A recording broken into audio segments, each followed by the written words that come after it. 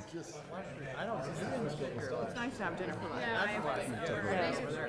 I just came from another meeting, like rushed over here. So. This new scheme they have. I had meetings at work, and then I was getting done, and I was like, I should go. Yeah, I was like, I have to take my car and actually leave my house. totally. Yeah. Where do you work? From home. Even up on. Oh, okay, cool.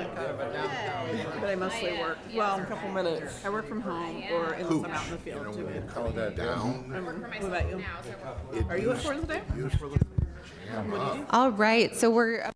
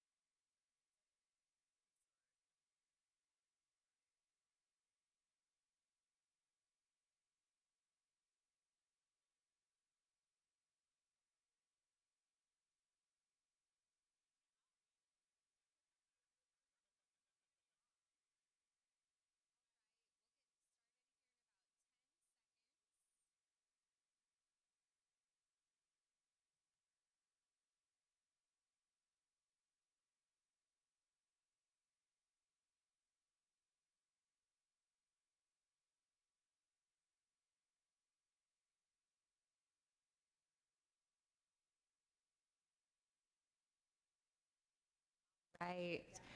Well, thank you all for joining us tonight on this dark, I think it's nice out there, so it's not a dark and stormy night, but we're officially into fall, it feels like, so it was a good night for lasagna. Well, welcome to the second Community Design Advisory Group meeting for the Earthquake Ready Burnside Bridge. Thanks for coming out tonight, you all.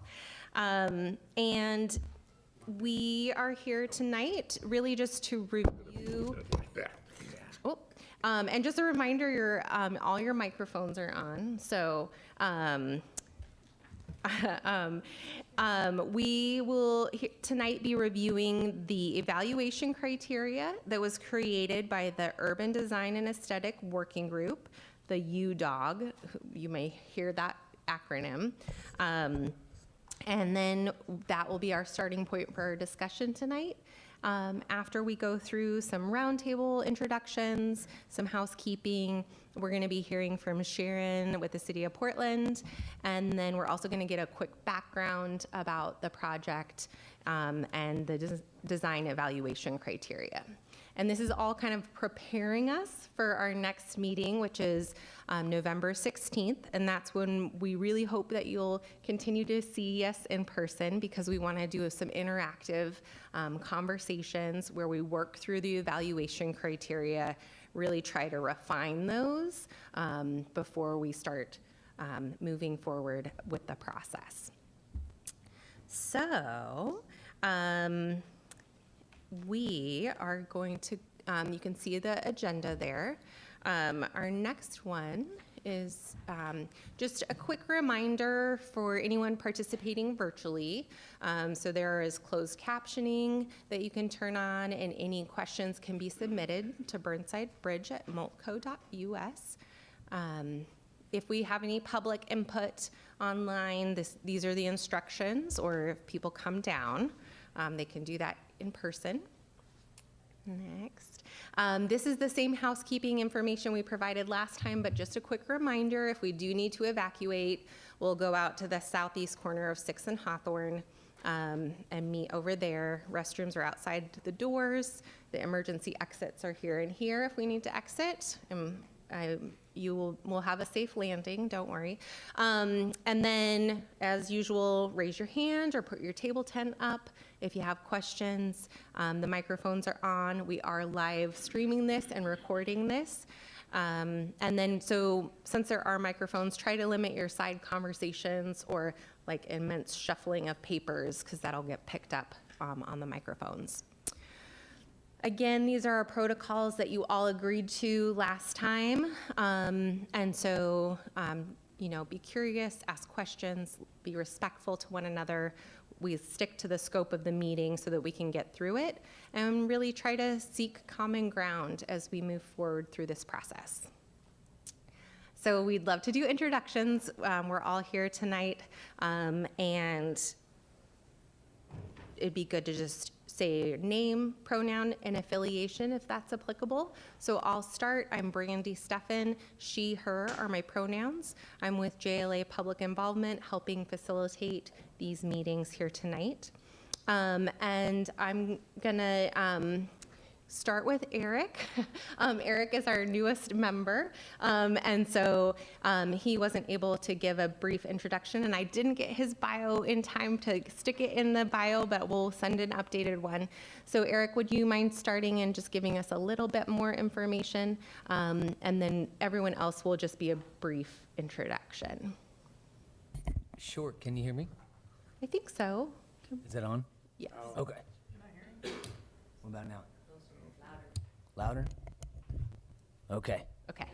Well, my name's Eric Swinson. I'm the executive director of the Portland Saturday Market, and my family's from Portland, and I've been here for the last 20 years now. And I started off on the site crew at the Portland Saturday Market, setting up the tents and the electricity, and that was my first exposure to like the artists in the world. And I was like, whoa, I want to be one of these folks. And so I started a woodworking business, and I've been a vendor there for 15 years and have served on the board of directors for 10 years, and now I'm the executive director. And so I've seen this project being presented from that side, and now in this role I get to see it from this side. So I'm glad to be here. Wonderful. Thank you so much. All right, and we'll just go to Gwen. Guinevere Milius. I represent the Sunnyside neighborhood, and I use she, her pronouns. I'm Patrick Sullivan. I'm an enthusiastic community member, and I prefer he, him pronouns. Gabe Ray, Burnside Skate Park. Fred Cooper, Laurelhurst neighborhood, and the Native American people of Portland. I'm Neil Jensen, Gresham Chamber of Commerce. I'm a he and a him. Jason Halstead, he, him pronouns. I'm a community member at large. Ian Siren, he, they, community member at large. Brian Kimura, he, him, and I'm representing the Japanese American Museum of Oregon, JAMO. Valerie Schiller, she, her pronouns, and I represent Multnomah County Bicycle and Pedestrian Citizen Advisory Committee. Sharon Wood Wortman, community at large. Ed Wortman, community at large, he, him. Sarah Lazaro, community member at large, she, her. Anthony Jackson, I use he, him pronouns, and I'm a community member at large.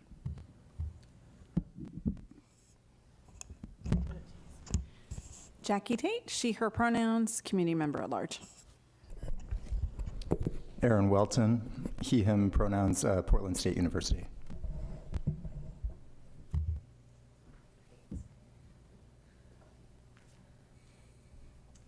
And Susan Lindsay is coming in. Hi, Susan. So with the Buckman neighborhood. So. Okay, wonderful. We're glad to have you here tonight, Susan. Hey, you, Susan. All right. Well, wonderful. Thank you all. I'm gonna hand it over to Sharon to give us some information as requested at the last meeting about the cross section for the bridge.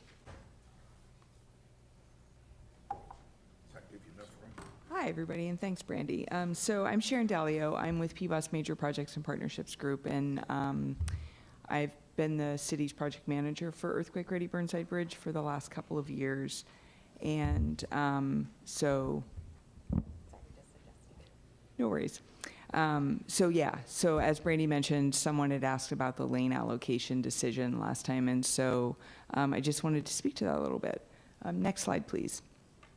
So I guess I kind of said what I was going to talk about, but I'm going to just kind of step through the sections that were looked at and kind of the considerations that were given, and then close up with just talking a little bit about the city's role on the project.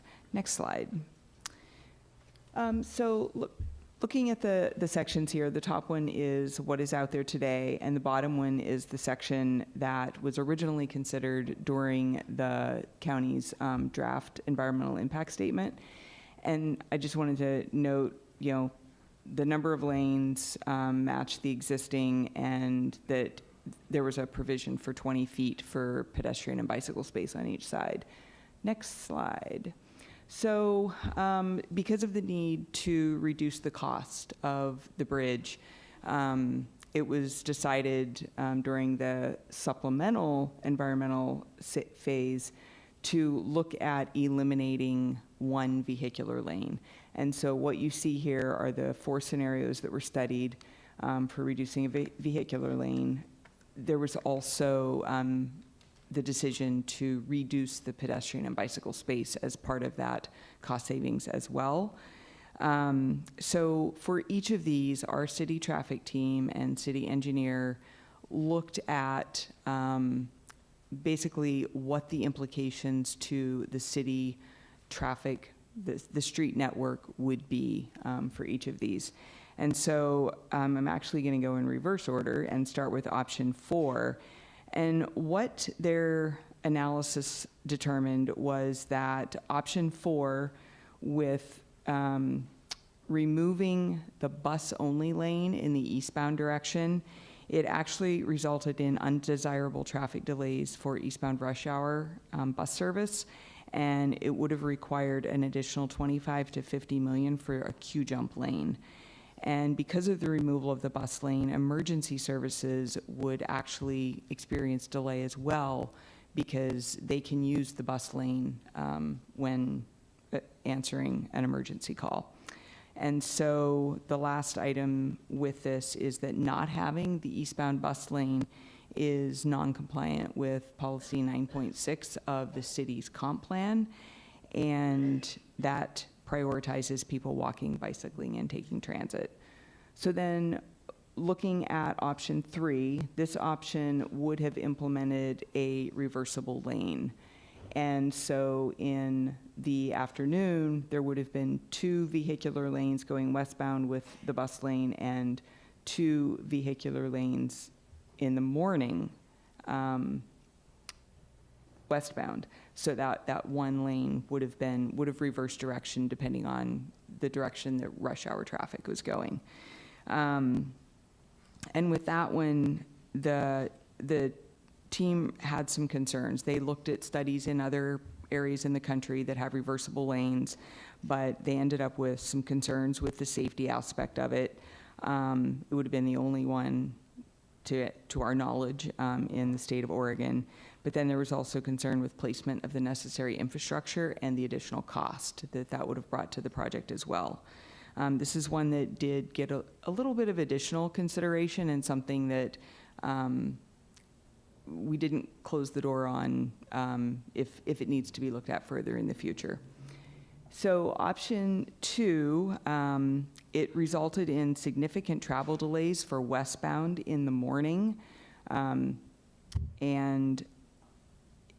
that included undesirable transit delay. And so looking at this, they did a Q analysis study and determined that the delay to transit, there wasn't really a mitigation for.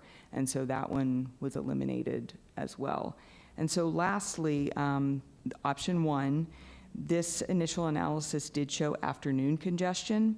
However, our traffic team conducted that similar merge analysis and compared this scenario to existing high-volume merges in Portland and determined that the 2 to 1 lane merge that would happen west of the bridge for the eastbound direction was found to provide acceptable operations in both directions with the lane configuration. And so all those considerations led to the selection of option 1. And what I've spoken to so far was all data-driven. But I also wanted to acknowledge that they also factored in a more qualitative aspect of the consideration, and that is that during construction, there's just going to be no bridge, for several years. And so during that time, all of the traffic that is using that bridge are going to find other routes. And some of the people that are currently driving on the bridge will likely transition to other modes, whether it be walking, biking, or taking transit. And so there is some level of expectation that when the new bridge would reopen, that not all of the current users would actually return to using the bridge, and that some ideally would continue in the mode shift that has taken place during the construction. So that was just part of the consideration as well. And then on the last slide, that's just a larger scale of the option that was chosen. And so I just have a few more notes about the city, but before I transition and close, I just wanted to see if anybody had any questions. Yeah, go ahead. Just wanted to make sure I heard correctly that the study of the reversible lane was considered. It wasn't necessarily recommended, but wasn't ruled out entirely. Was that correct? It was ruled out, I guess, yes. Thank you for asking that question. I didn't do a very good job of clarifying that. The intent is that option 1 is what would be implemented. Upon implementation, the city completely intends to monitor and evaluate how it's operating and make adjustments as needed. And so the real goal is that option 1 is a success. But it's a lot easier to, change striping than to put infrastructure in place and need to remove it or whatever. So, yeah. Anyone else? Yeah, Brian. Was there ever a study to only have one, instead of 30 feet of pedestrian and bicycle, which is equivalent to the 3 lanes that you have of traffic? Did you ever only study one 15-foot area? Well, so that wouldn't actually comply with city policy. 17 feet is actually less than the minimum per city policy and design guidelines for each direction because of the need to have separate pedestrian and bicycle safe space for safety for those modes. And given the increase in e-bike use, it's becoming even more important to provide that space and separation. Can you clarify what the minimum is supposed to be if it's not 14 to 17 feet?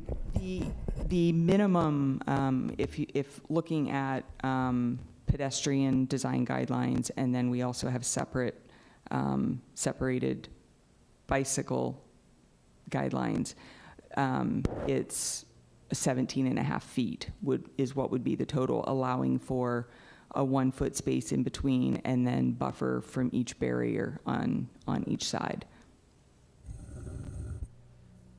Yeah, Susan.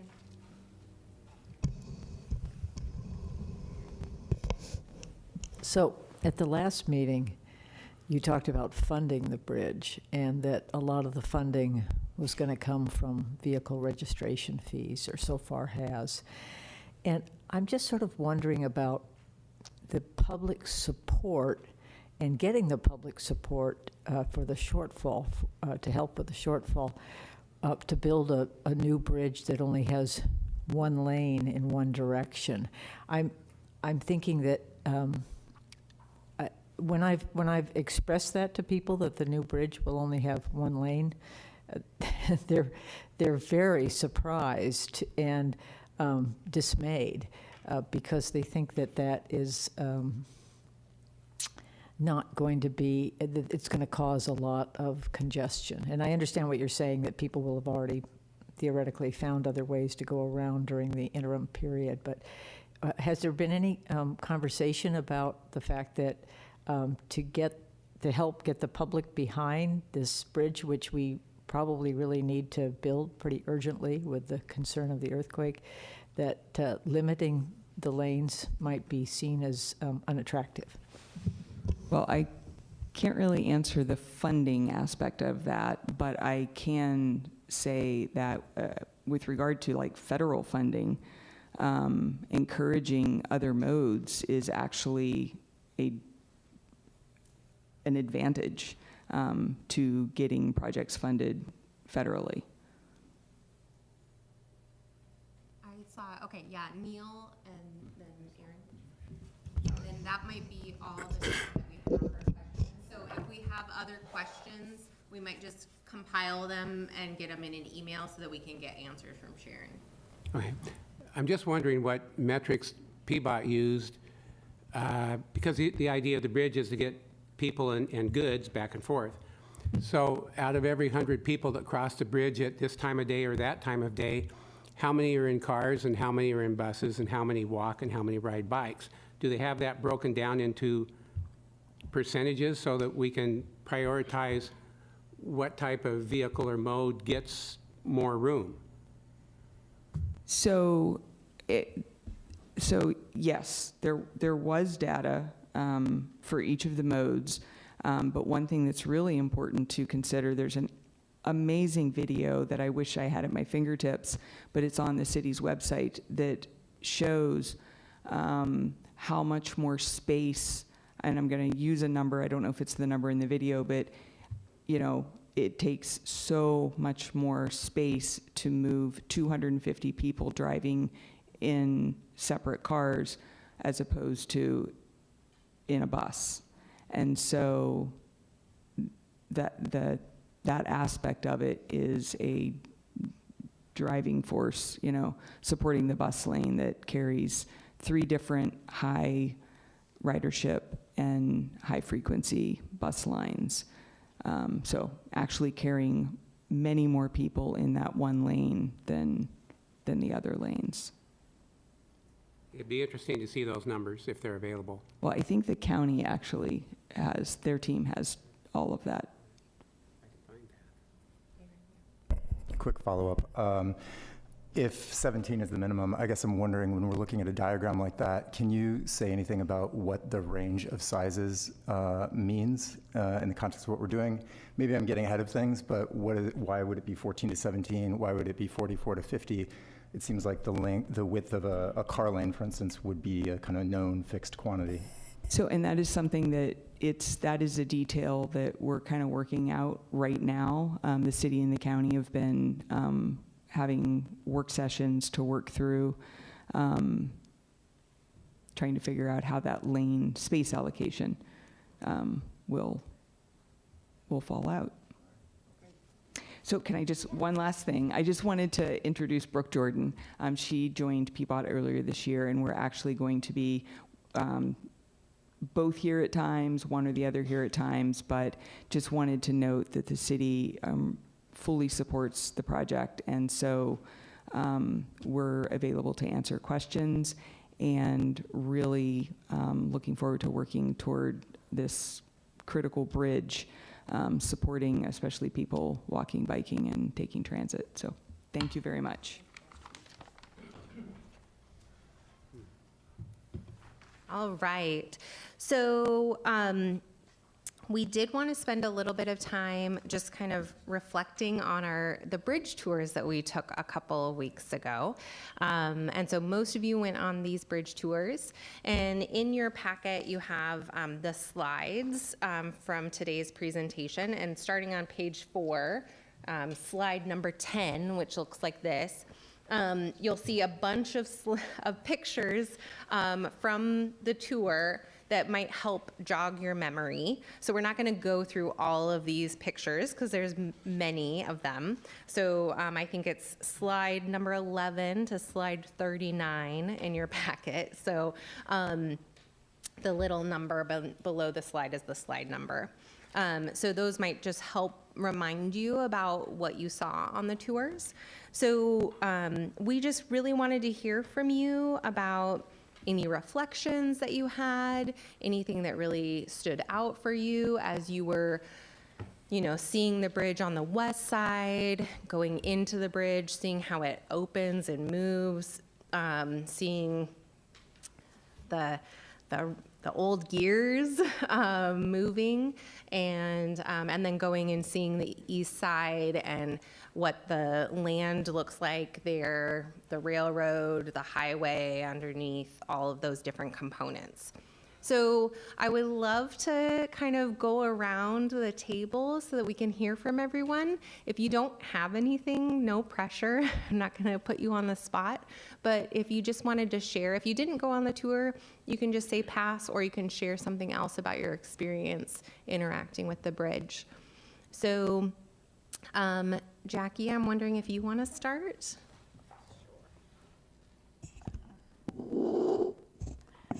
I think what was interesting was I really enjoyed going into the bridge tower, where the bridge operator works. And the bridge operator was talking to us about how important it was to have that little catwalk that they have, because they're doing pedestrian safety when they're doing the bridge lift. And while we were there was, when we did the bridge lift, you could hear him talking because there was a pedestrian who didn't want to move. And so it was really, it was interesting to be inside the bridge, but it was really interesting to also think about that this is going to be this moving, living thing, and with all these other moving, living things going around, and how that we're going to have to make sure that it's built in a way that is safe, and that the people who operate it are able to maintain that safety. I'm going to pass. Okay, yeah. Well, I ride over this bridge every day during the week to get to and from work, and I didn't realize that there was going to be only 3 lanes of traffic. And when I see the traffic, it's backed all the way up downtown. So, yeah, I guess I'm just really acquainting with it, and I'm looking at the pictures, and I'm like, oh, that was taken a while ago. Yeah. Yeah, so I guess I don't have anything to say, really. No worries. We can jump in for anyone else at the end, so if something jogs your memory. Yeah. Yeah, I appreciated the bridge tour. I always like seeing infrastructure like that move, and I was impressed just with the sheer size of this object. It's a very big piece of infrastructure, and you can look at something like this on a map and see how it lands, but there's nothing like walking it to really think about. Especially, well, it's true on both the west and east side, but all of the moving parts, especially on the east side, that it has to interact with, the freeways, the skate park, the buildings that will have to come down because they're knit into the bridge. It's a lot of things to think about, and it really helped me appreciate the complexity of what we're working with. It was a real treat to be inside the bridge as it was operating, and thank you to the bridge operator for letting us walk through his place of work while we were there and being there for us. It sort of really highlighted the magnitude of the scale, and it was great to start to visualize some of the options that we're looking at as we were coming across that bridge, particularly looking back to the east side, as well as thinking about some touch points for the bridge, literally, that I hadn't considered previously, particularly connecting to the East Bank Esplanade. So quite a design challenge we have in front of us. I've spent a lot of time in and around the bridge and on and around the bridge, and But the tour really reminded me how important it is to look at the vantage points that we're coming up with on this and really take them into consideration, how they play into the rest of the neighborhoods and what they're going to look like from the other bridges and 5 blocks down, not just what it looks like on the bridge.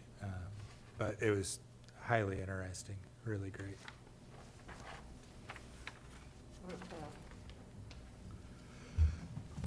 I enjoyed that tour. Even though I've been around a lot of bridges, it brought home 100 years of history and detail, and I'm hopeful that we can capture that in the new design.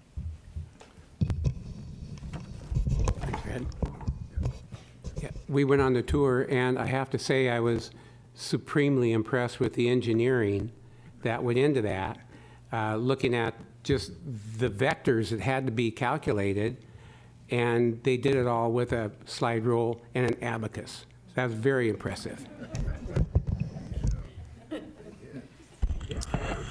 I would agree with Neil. I mean, it was just really, really impressive to see all of the workings and to be able to, see how long this has stood. I think it was a challenge to try to figure out, how do we make something that can do that and hopefully longer, in addition to being resilient. And like Gwen was saying, the complexity of seeing not just the touch points, but all the interactions that bridge has, and sight lines and everything else, just makes it a very challenging and complex project. First I was excited as a little child to go into that bridge. I can't even tell you. But one of the things that really struck me on the tour was seeing the underside of the bridge where all of the piers are going to be gone and how much open space is going to be there, and really getting an understanding of where the east side superstructure is going to be, so that as I'm going around, I can visualize it. Made a huge impact. Yeah, the tour was fantastic. I really enjoyed it. The one thing I always marvel at when crossing the bridge and even standing there is looking back towards the east side, when we always comment on how tall is this east side structure. It's about as tall as the yard, and it's hard to imagine that thing going in and being kind of like this new landmark of the city. So. Yeah, I would echo a lot of what Gwen said just about the complexities, inner workings, especially on the east side.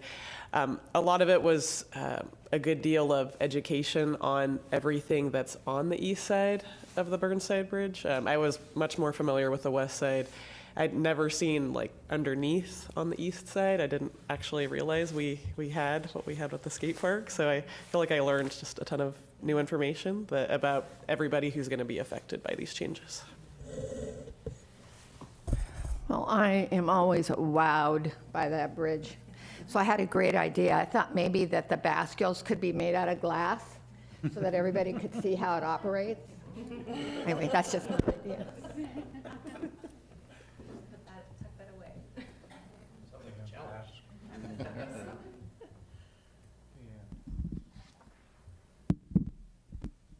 So the bridge lift from inside the bridge was clearly the highlight, I thought, of the whole bridge tour. But a takeaway that I had from it was the optical illusion that as you drive across the bridge every day, or you see it even from the water or whatever, it's like, yeah, that's a good size, bridge. It's got to be, right?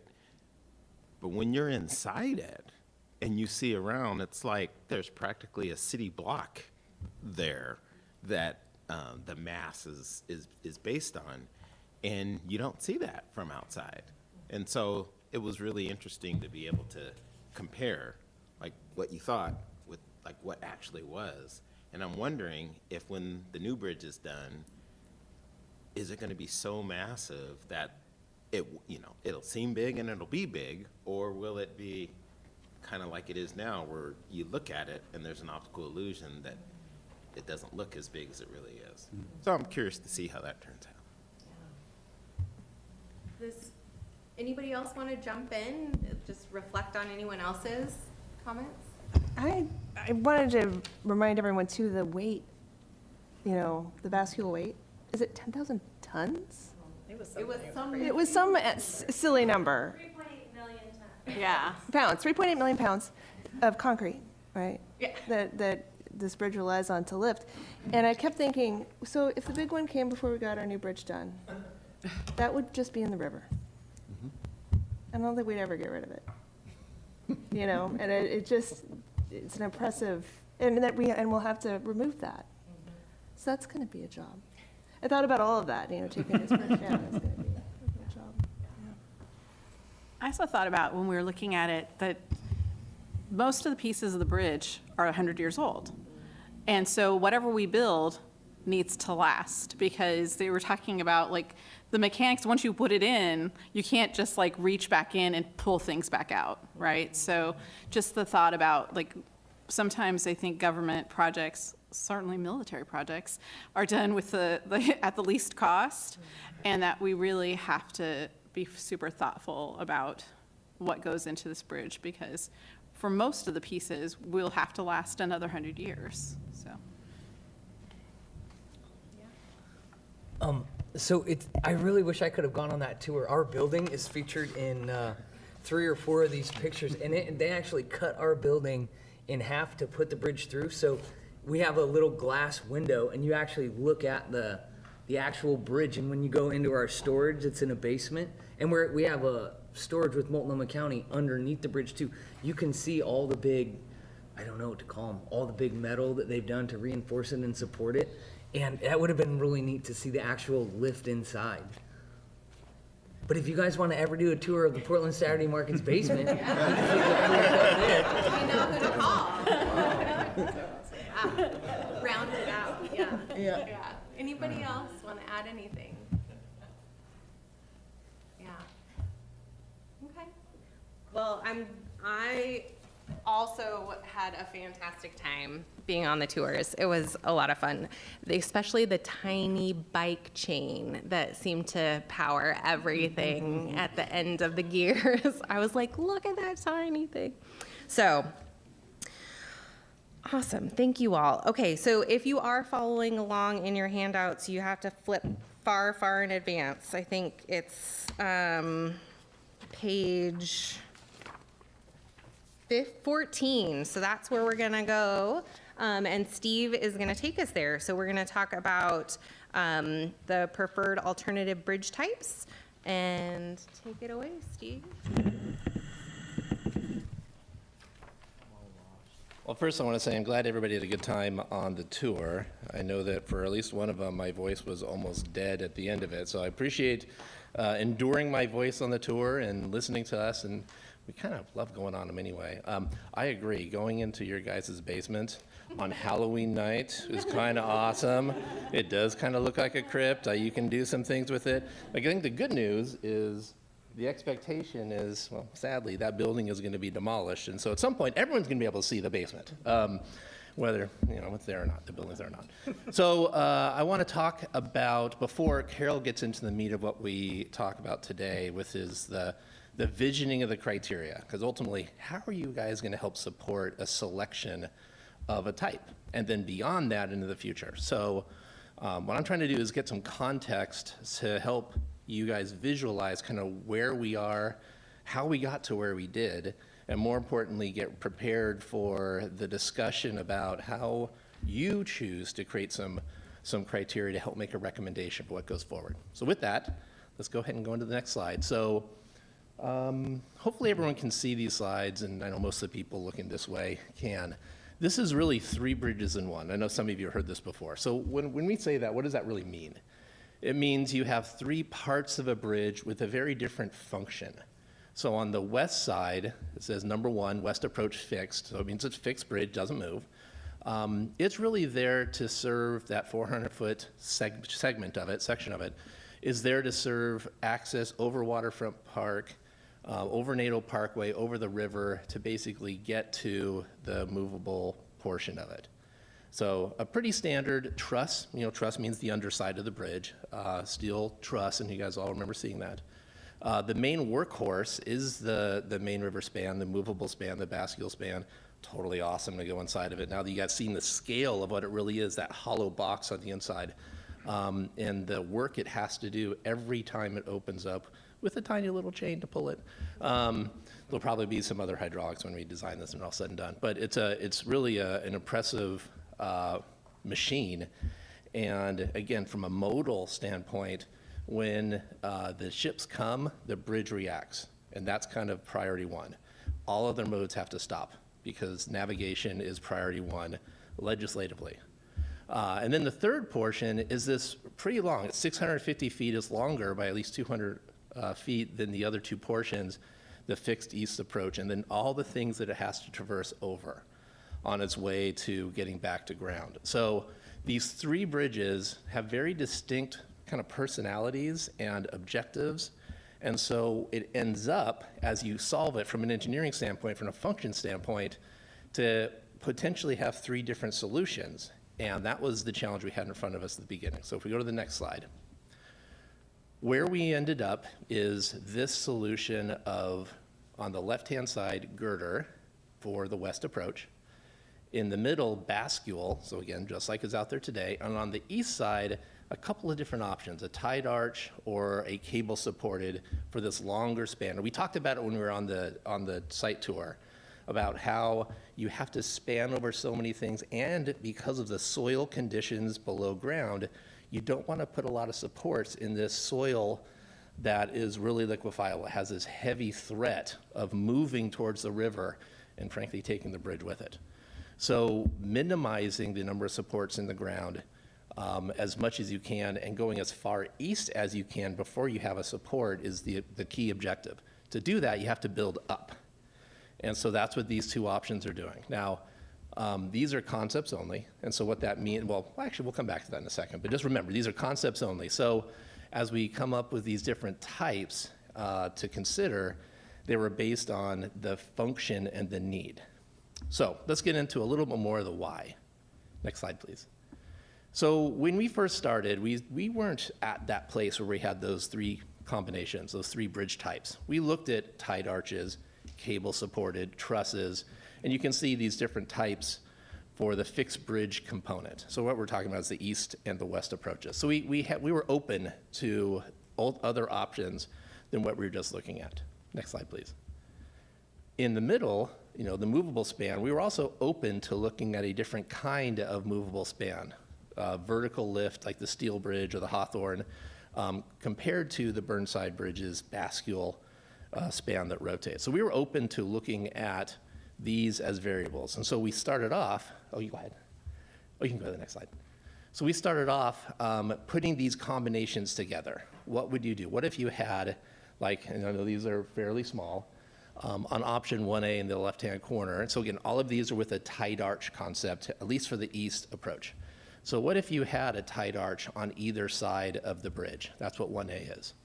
If you look at 1C on the upper right-hand corner, what if you blended that with a lift bridge where you have the towers in the middle of the river?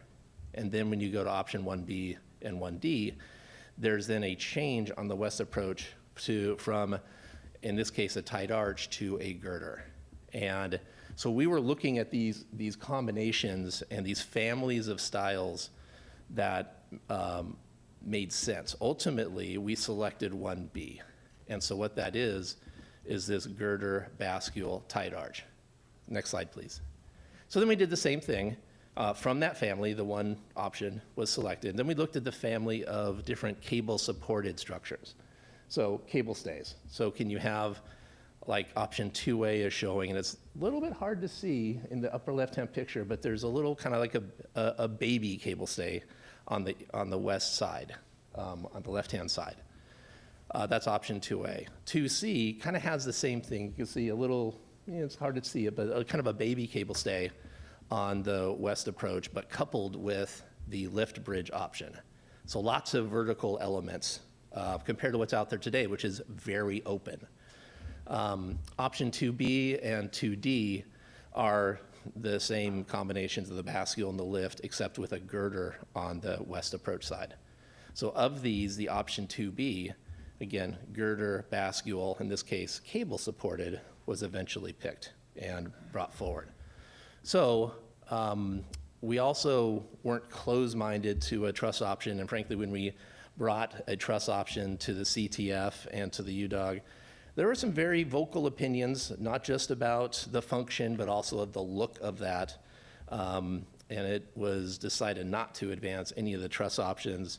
Frankly, would have come with some very significant long-term cost. That comment about 100 years, so you have 100 years of a truss structure compared to some others, that means there's an investment the county would have to make for that. So eventually this one was not advanced at all, and so the truss was set to the side for instead of moving forward. So again, the reminder, what goes forward? Girder, bascule, something. So one of the big questions that we've heard a lot of is, why girder? Why not something else? Frankly, this begs the question, why not something more symmetrical, right? We've heard this many, many times. So when we were exploring the symmetrical options, whether it was a smaller tight arch or a smaller cable stay, we started investigating from lots of different perspectives.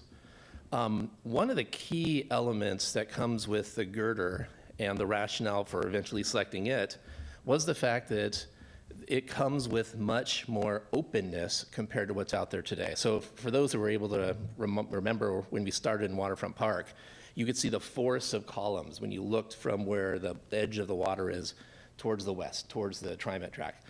Well, what we're showing here is this is the concept of what it would mean for a girder. Not necessarily the style, this is an early version of it, but where the columns are located, the depth of the girder, it means there's more vertical height below the bridge and there's more length below the bridge. So it's going to serve to open up the entire waterfront park space compared to what you see out there today.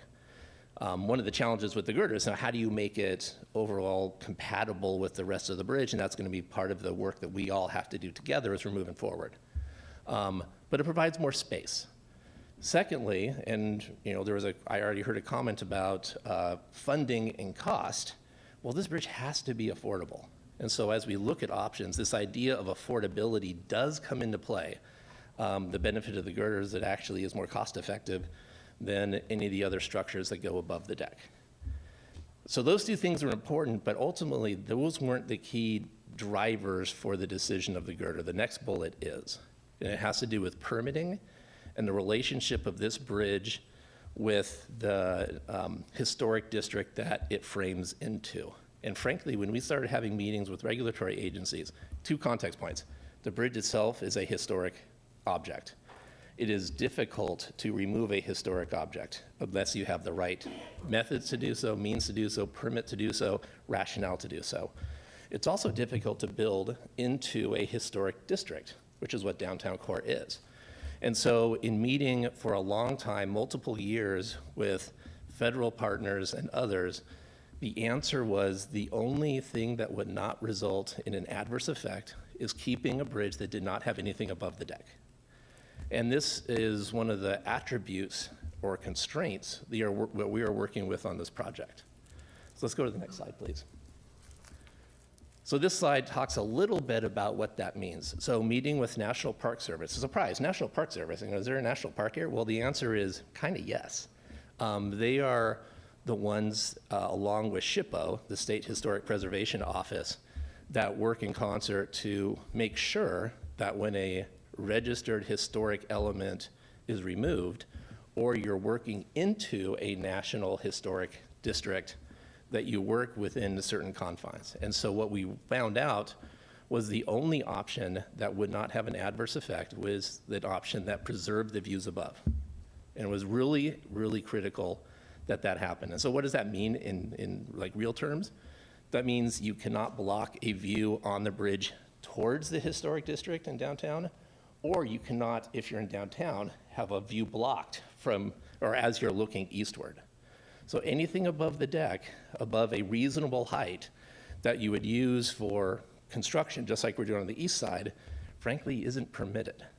And we wouldn't be able to ever build a new bridge because there's an alternative that avoids those impacts called the girder.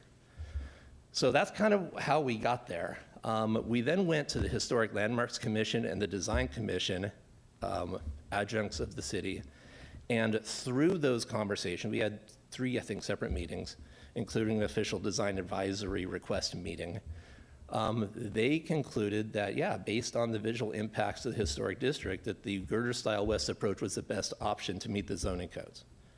So that was a pretty important note to us as we were looking to make that decision. They also noted that preference for the observable asymmetry, which is a word I hadn't really put together until we heard that from them, but it's an intention. It's an intention that there's a difference as you migrate from the historic district, lower profile, across the river into something that's much taller on the east side. And that intention is something that they said was not only appropriate, it was preferred based on the site context. So that's what led us ultimately to having the 3 combinations that we have in front of us. Now, the opportunity in front of us is how do we make that work well? So that's what we all get to do for the next few months. All right, the next slide. We then went to the public. So based on all this information, we want to get your feedback.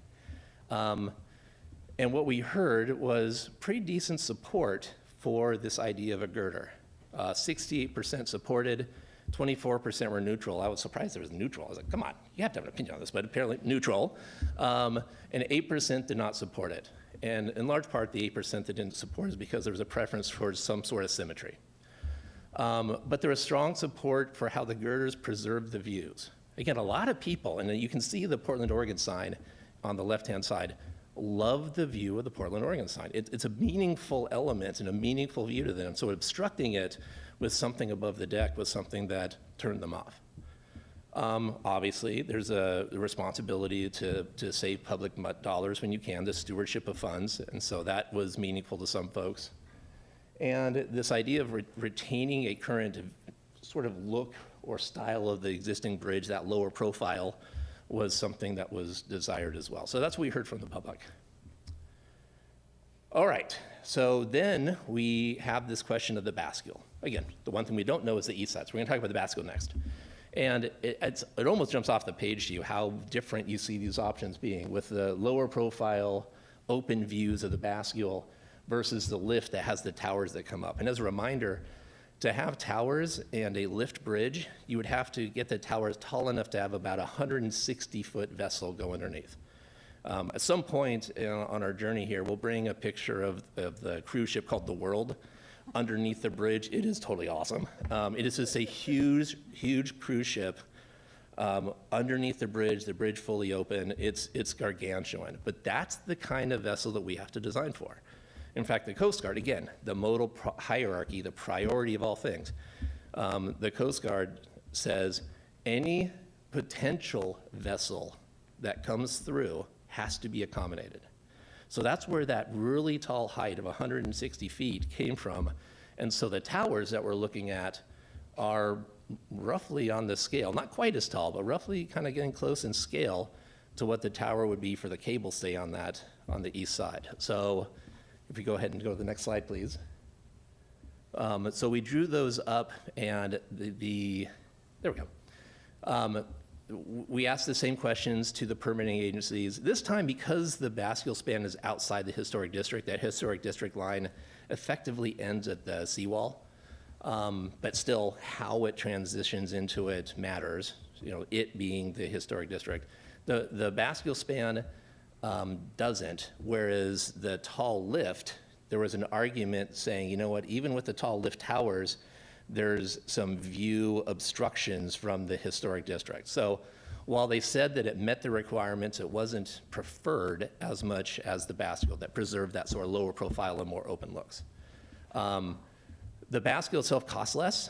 When you think of how much mass there is to build those towers that tall, and then subsequently, what is the design you have to build in to make sure that an earthquake, that really tall structure, doesn't collapse. There was some additional costs that came from the towers that you don't have with the bascule.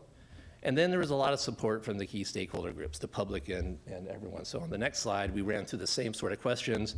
In this case, the support was 80%. Still, 17 people neutral. I'm still surprised by all the neutral votes. But only 3% did not support. And the bottom line is most people liked it because of preserving the open views, the lower cost and the view shed that's still preserved that goes with it. So bottom line is here we are. And so these two concepts that we have in front of us is where we're starting. So I wanted to give you guys a little bit of that rundown of how we got to where we did so that the context is set for the questions of, so as concepts are developed to go forward, rooted in girder, bascule, something, how do you establish some priorities in the way you make a recommendation? The good news, and like I said before, is you guys aren't starting at ground zero. So there's been a lot of help ahead of you to help you get there. And speaking of help, this is where I might pause, but eventually Carol's going to come up to have an awesome presentation about all the things that were done in the past and with only the way that she can communicate it. So just 1 minute, I want to ask, are there any questions about what Steve just went through? Yeah, Brian. I have a simple, well, not simple, but a question regarding being let's say three bridges. Yeah. In a seismic event, yeah. Will they perform differently? And if pieces come down, let's hope it doesn't, would they independently fall down as three different pieces, or? Okay, I'm gonna roll my sleeves up here because it's an engineering question. So let's start with the last question first. Our design criteria is such that they're all gonna have the same criteria and standard and performance expectation. They're not gonna fall down. So we'll start with that. Now, how do they function? How do they behave? Differently. A more flexible bridge will move a lot more. A more rigid bridge will stay in place and sort of shake and have more of a vibratory effect. All of those different loading effects have to be transferred into the supports that get down to the foundation. Our job as engineers is to figure out how best to make the connections work or how best to let them move independently so that they all stay standing and immediately serviceable after the big earthquake. And there's even a bigger earthquake, because there's sort of standards to what different earthquake levels are. So there's even a bigger earthquake that we're saying, you know what, we'll even allow a little bit of damage for an even bigger one so long as emergency service vehicles can use it. So we're establishing a criteria that's above the state standard, frankly, is above most standards that exist for bridges because of the criticality of this one and what it means to the city of Portland to get back and forth after an earthquake. And so I think I answered all your questions there. Yeah. Susan? Yes, Steve, keep your engineer hat on. I'll keep it rolled up then too. How tall would those two towers have to be? Yeah, so right now one of the things we're going to be looking at over the course of design is can we bring scale down, both for the towers or for the arch. Right now they're roughly 200 feet tall, to about 200 feet. And how tall is the arch? The arch is about 100. Okay. Yeah. But those are just starting numbers. And so, yeah, so we're gonna be looking at saying what is a economical yet possibly shorter version of each one of those over time. Yeah, Gabe. Just an expansion on the technical, what's the current clearance height of the bridge to the water? You're talking about the towers, like the lift towers would be 160. Yeah. This tower's 200. Yeah, so right now it's an arch shape, right? So it's kind of an arch that goes underneath. So 64 feet is the clearance to the controlling points that the vessels use to navigate through the channel. So the good news is when they open up, it's infinite, right? Right, but your clearance needs to be 100 feet up. Another 100 feet. That helps give scale for the. Right. And so that's what would happen if it was a lift bridge. But because there's no lift bridge and these open up, as soon as it opens up, you have infinite, right? Because there's nothing above it. So that's one of the benefits of having the bascule is, and we heard this a little bit from the Coast Guard, they couldn't hold our feet to the fire because the rule is you ask the navigators and you get dimensions. But truth is, you never know what kind of large vehicles, large vessels will come through. And so having a bascule means you're open. What if we were wrong and you need to have something 180 feet? Well, no problem. It's a bascule. It goes through. So that's another benefit of the bascule. Maybe last question. Yeah, Anthony. Okay, two quick questions. First one, the results of your polls, how many people was that based on? I'm gonna need some, I'm gonna have to phone a friend on that one. I don't remember the numbers. 2,000? We'll have to get back to you. All right, and then the second question has to do with, one option you didn't even talk about was why couldn't there be the girder, the bascule, and then the girder on the other side? Ah, yes. The classic girder, bascule girder option. Yeah. So it's funny. We actually started with girder, bascule girder before we fully understood what this seismic challenge was on the east side. And so what that relied on is, well, maybe we don't have the existing bridge picture, but it relies on is putting a support right where an existing support is next to, between the river and the freeway. That support in an earthquake, don't be around it. It's gonna move a lot. Then another support between freeway lanes. That section is gonna move a lot. The soil's gonna flow. Don't be around that spot. So our whole strategy was avoid those supports and go even further. So when you do that and you have a long span, you can't go down anymore because you get into the clearances of the freeway and the railroad and all that. You have to go up. And that's what got us to having the up options, the tight arch and the cable stay that bring all the mass above the deck. So it's a fairly thin deck. You actually get more clearance than what's out there today with these options. Uh-oh. Good Am I getting phone a booted? friend. Am I Yeah, getting booted? yeah. Okay. Did you like that smooth transition? Okay. So I just wanted to hand off to Carol, and just as a reminder, this is your commercial break. Is that Carol is going to give you some information that's going to help you prepare for your homework after this meeting, which is, and for our next meeting, when we're really going to dive into the evaluation criteria for something that works for you, right, for this group and where we're at in this process. Because where we're starting is from the previous version information that the UDOG used. So this is all in preparation for your homework and thinking about the evaluation criteria. Okay, thank you. Well, I'll just add one observation I had on the tour with Steve, and he's told it to the second group. I don't know about the first, but what the liquefaction soils are like in an earthquake is like saturated soil at the beach. So how many times have you walked into the ocean and your feet are shifting in the sand, and now I can't enjoy the beach anymore because I keep thinking about scaling that up to the issue that we have here. So, and I didn't hear anybody talk about the decibels and the change in the sound between when you're on parts of the bridge and as soon as you get close to the freeway, and we didn't have a train go by, but I really noticed that. I'm really sensitive to that, so I was surprised no one brought that up, but I know you understood that. So anyway, this criteria document, you have it in your packages, right? Okay, and I think it's been sent to you also. And it is where we left off with the UDOG back in December 2020, so it's a few years ago, and we discussed goals and objectives, and these were refined into the design criteria that you have right now. It was reorganized and wordsmithed quite a few times. Now it's your turn to review and comment on it. So we can ask ourselves, is there any new information that's arisen within the last 3 years that needs to be added? Is there anything that should be deleted? Anything you agree with or disagree with? It's a lot to think about. So let's see, this is slide 57. This outline of overarching categories is a way to break down and organize discussions. Eventually we'll use this for the two long span types in greater detail, comparing them to one another. And then I'll just add under one, there's D, pedestrian and cyclist connectivity was added to the draft. So we'll have more time to discuss this later. They tend to be non-differentiating criteria in a way between the two long span alternatives, but the goals are the same for the bridge, for either bridge type that's selected. We want to make sure we have those goals. And then the next meeting we'll have this great robust discussion. I can't wait.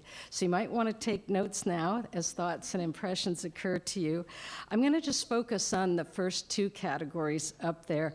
Perhaps you can hold your clarifying remarks until I get through the first category, and then we'll take a break for a second, and then we'll go on to the second one. But I promise not to read all of this. It's quite tedious. So next slide, please. This is category 1, urban site context and experience, urban site context experience. And we just finished the bridge tour, great observations, and the vicinity. So I thought maybe we'd start with subcategory 3, 1C, and then we'll go to B, and then A, and then D. So we're going to mix it up a little bit to keep you on your toes. We'll imagine ourselves as pedestrians and consider our experience at a tactile and sensory level on and off the bridge before we move to the larger qualities that are listed under category 2, visual character and aesthetics of the bridge. So with that, urban context with surroundings, the scale and form, the scale and character of the surrounding neighborhoods, how and why is the new bridge rooted in this place? Why is it unique to Portland? Why is it designed for this location? And surroundings, including Old Town, Chinatown, and downtown neighborhoods. We don't necessarily want to mimic these, but the context, of course, and we're talking about scale too, is really important to consider. And then on the east side, Kearns and Buckman, Central East Side District, there are some historic buildings still there, but mostly new development and scale that's so opposite of the west side. And then that last point is about other bridges up and down the river. Somebody mentioned that. And those adjacent, and those within our city's unique bridge collection. So next slide, please. And then still on the below bridge experience, it's interesting to consider how the bridge is perceived from the underside. And I know you guys all were, your sensors were up when you were walking around looking at it. And it's a significant piece of infrastructure in our city and very complex. And so let's think about the space that we're making underneath of it in order to spend time there, and Saturday Market knows this all too well, or pass under on NATO or even I-5.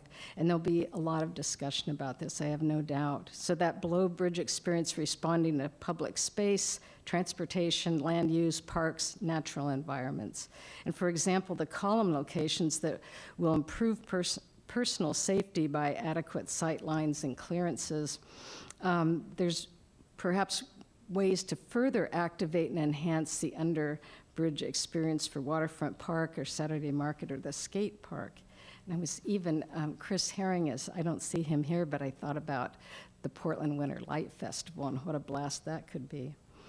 And then that maximizing the open space and vertical clearance, as Steve said, was really important, especially to Parks and Rec, and creating this urban roof. So what's the potential for programming these spaces on the ground? I mean, we aren't going to do that, but think about the possibilities. So next slide would be in preserving the integrity of the park features, all these spaces we've talked about. And then the third point there, visually open connection to the river from beneath the bridge. So we don't want to do anything to the seawall or impacting Waterfront Park that puts an impediment between ourselves and the bridge. If you think about where those big columns are going to go. So the next slide is on-bridge experience and the public benefits from its deck surfaces. So we had talked about clear views from the bridge deck of, well, the river for sure. We can't take that for granted. And how many times have you ever walked or driven across a bridge where you can't see the beautiful landscape or the river beneath it? It's so frustrating and surely a missed opportunity. So there's the cityscape of the downtown, the east side, the distant landscapes, natural environment. This says Mount Hood, but I have yet to see Mount Hood there. If anybody sees a view of Mount Hood, please tell me where you were standing. And then the open skies, which is something we don't get all that often in downtown or even in our neighborhoods. We have so many wonderful trees, but the sense of openness is a contrast to all the other urban environments around us. And then there's the key, or the adjacent bridges, and then the key points of interest, and Steve mentioned the Portland, Oregon sign. Is there anything that we want to see or hear less? What would that be, like I-5, I-84? We can draw our attention away from disruptive elements. We designed the East Bank, and that's exactly what we tried to do, the East Bank Esplanade. Take your attention away from that traffic that's 50 feet away from you and look at the river, look at the beautiful city. And then the bridge deck also is a programmable open space for public events such as the Rose Festival Parade. And it just occurred to me, do you recall when so many people gravitated to the deck of that bridge to protest the killing of George Floyd? Laying on the Burnside. Wow. Powerful form of self-expression using public space. And then this idea of gateways, an enhanced sense of arrival. We can really deliver on this, I think, in terms of how this bridge and its components meet the banks. And after all, it's a landmark. Next slide, please. These related elements are common to all options, probably not expected to differentiate one from the other, but this idea of intuitive ability for wayfinding and mode split being the different ways people are getting on and off the bridge, locations of overlooks and elements without excessive clutter that detracts from the bridge. And I think one reason we love the bridge now is it's really quite simple, but then when you get right up to it, it's got beautiful detailing in the railings, and there's different kinds, there's more than one kind of railing on there. So it has sort of a tactile scale when you're on it, but from a distance it appears very simple, and it's got these nice little architectural components as the bridge tender house. But we want to provide river overlooks too that actually invite you to stop and enjoy the scenery. So what can we do to make people want to pause and spend time there? Then next slide, the ped and cyclist connectivity, again, safe and accessible bike and ped connections, and meeting the Americans with Disabilities Act, and we often refer to that as ADA for shorts. When you hear us say ADA, we're talking about the regulatory and civil liberties that's regulated to create equal access for all people. This idea of barrier-free design and using best practices that invite all users. And on either bridge option, we'll discuss and consider, relative to bikes and peds, sight lines, noise, vibration, lighting. And then again, some of these may not be differentiating between the two long span options, but they will be carefully examined in the next phase of design. So I'm going to take a pause right there, and I would love to hear any comments or questions that you might have at this time. Yeah. There's a lot. Do you want to go, Jackie? Do you have, okay. Okay. Yeah, so just one thing that helps me, if you haven't done evaluation criteria before, right? This is the way for you all to think about, like, it's almost like the way to grade or think about those options in the future, right? So this is the way to kind of stay neutral, right? And evaluate things with apples to apples. So if there's something that's really important to you, you want to make sure it's included in the evaluation criteria. So as you're thinking about this and doing your homework, like Carol said, is there new information that you want to make sure is added in here? Or is there something that you feel like, well, that doesn't really apply anymore? So just keep those questions in your mind. Yeah, Aaron.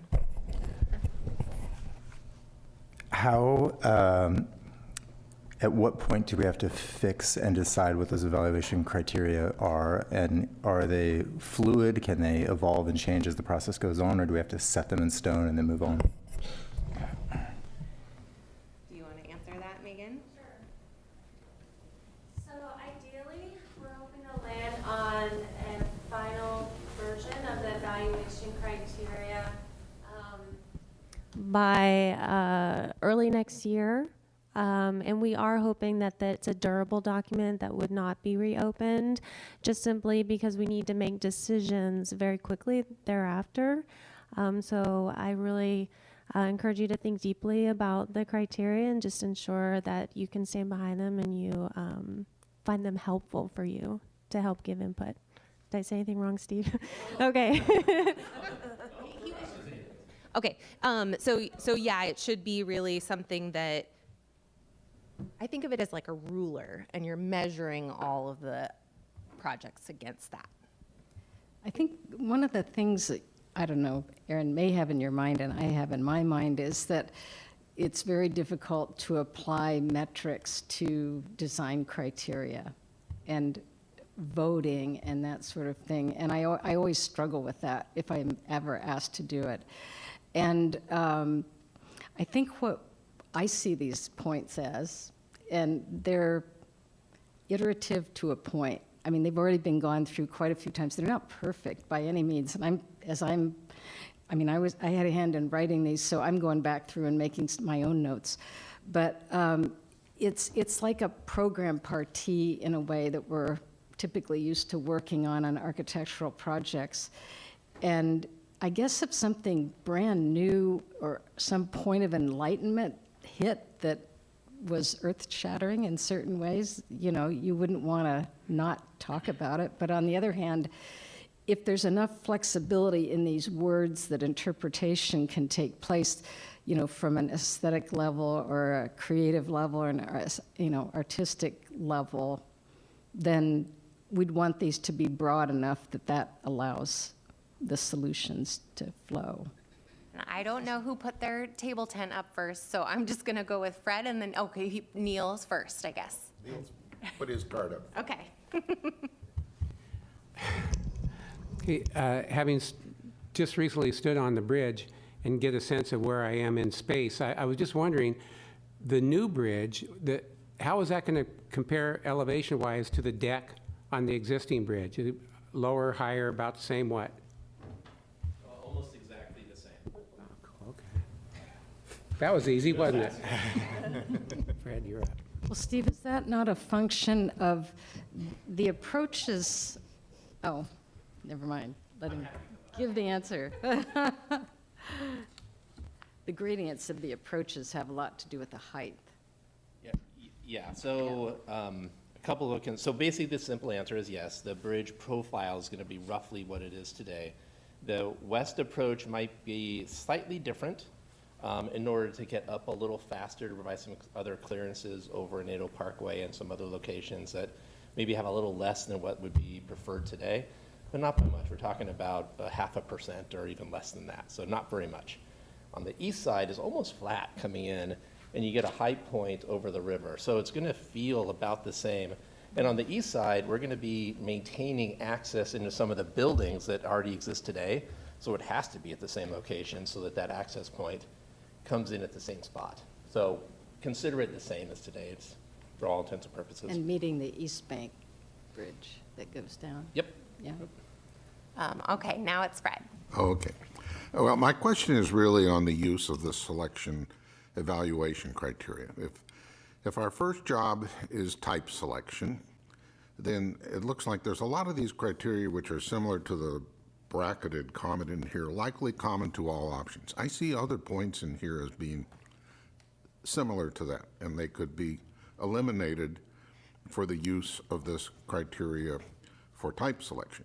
But are we going to go back and revisit this when we're now evaluating the design of the complete bridge when we get our second assignment? Because the evaluation criteria could be much more expanded and include things that are here or not even here yet. Yeah, good question. Well, please. So you're right in the way that we're defining the process. Step one is what does it mean to select a bridge type and the particular form of that bridge type. So we're going to be getting into some details about, yes, you saw the graphics of a cable stay and a tight arch, but there's different, ways in which a cable stay and a tight arch might be able to go forward. So I think of the criteria as an expression of the values. What are all the values that, and this is where we get to really use the work that the UDOG did and the Community Task Force did in the past to say, use this as a tool to help say, does this option express the values across the board in a better way than this other option expresses the values that are put on here? So we're hoping to make it less engineering where it's, okay, everybody gets one vote and you sum it up and this one scores 7.38 and it beats a 6.42.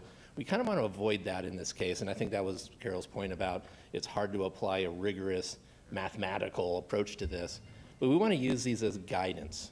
And almost preponderance of the evidence, the preponderance of the different criteria, does one option tend to be better than another? And better is a really hard word, right? Because so many people think what better is different. But the discussion and how do these different options meet the general intent and values, that's kind of the way we're thinking with it first. And then honestly, you asked the right question, and we're not sure about how do we go forward to a comprehensive solution. So we'll be thinking about that in a little bit while we're working through the next few meetings to just get to type selection. These are my thoughts on this. Well, then I'll take credit for pressing Steve to leave the non-differentiating criteria in there, because they said if we don't put it in there, they'll think we weren't thinking about it, or we left it out, or there hadn't been any consideration about some of these really important things. So that's why it seems a little bit on the tedious side, I'm afraid. So I saw Valerie and then Sharon. Yes, just for my own guidance when we're doing our homework for the next meeting. I definitely want to respect all the work that's already been done, clearly a lot of it. I guess I'm wondering how much scrutiny do you want over these, like, in terms of wording, in terms of, like, placement, in terms of, like, are we just looking at a bullet point as a whole? Are we looking at parts of it? I'm a language arts teacher, so I could do this for a long time, but what is kind of the objective in terms of how much scrutiny we're giving? Yeah, well, are you a writer, Valerie? Yeah. These are very difficult to write, and they're really easy to write long, and they're really they're difficult to shorten and be more concise with. So as a writer, you might find this document not something that you would do yourself. But, give a read through and make as many notes as you want. I mean, I think we're open to it, and there's definitely room for improvement. So, or if the language is unclear, if we're using terminology that's unclear, I mean, this is, written for this group to use, but we also want it to make sense to the general public, and so, help us if you would like. And I would say back to Steve's point about, does it reflect the intent and the values of what this group wants to move forward, right? And so I think those are all good points. Steve, did you want to add something? Yeah. So the document itself was developed for a slightly different purpose, right? So when we charged many of the people in the room during the UDOC process and the CTF process, it was to help us get to the point of girder, bascule, something, not what form do we want to have as we get into more details with it. So I think part of the simple answer is this is going to become your document. And so you need to be comfortable with whatever you're eventually going to use. You can discard every bit of this. I probably wouldn't do that. Or you can take a lot of it, augment it any way you see fit to be comfortable with the values that now this group has for the purpose we have in front of us now. So today's meeting is really, nudge, nudge. There's some really good words in here, some good thoughts in here. Take them and then go do what you want with them, or keep them all the way they are. I do think it's fair to say that we'd like some agreement among the group, right? So whatever it takes to get that. Yeah, and again, just pointing back to our protocols, we don't have to all be unanimous in our feelings, but we need to be in general agreement. So, and especially in this point, it will be really important to feel connected, right? That we're all on the same page. Yeah. So Sharon? So I don't know, maybe I'm just overlooking it. When the UDOG met, was there any attention paid to reference to the old bridge and the new bridge? So that look at history being carried forward a little bit, was that part of your evaluation? There were plenty of discussions. There were plenty of discussions about it, but it didn't make it into the criteria. Can you explain why? I think it was looked at more as there's an assumption that we're not reusing parts of the old bridge. You say you are not? I don't believe so. At this point, the intent is to have all new elements on the bridge. Again, there's a lot of good reasons for it. Like we talked about, at least in one of the sessions, the terracotta towers that everybody looks at and sort of appreciates the bridge for, horrible from a seismic standpoint. Again, I keep saying don't be near it. Don't be near that either. It's an unreinforced masonry facility on a bridge that's going to move a lot. So the question is, should that be salvaged and placed somewhere else on one of the approaches or on the park or something like that? Or is there some other style that might resemble it in an organic and natural way that blends well with a more modern facility that has to last 100 years? All to be determined. So that's kind of how we're thinking of it right now, but all new materials as opposed to salvaging old. Maybe there's a salvage for a different use. I will say that as Carol gets into the next section of this, there is some reference to historical context coming up next in the next section. Thank you.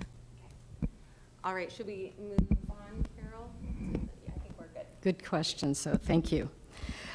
So the next slide is about, I would say the word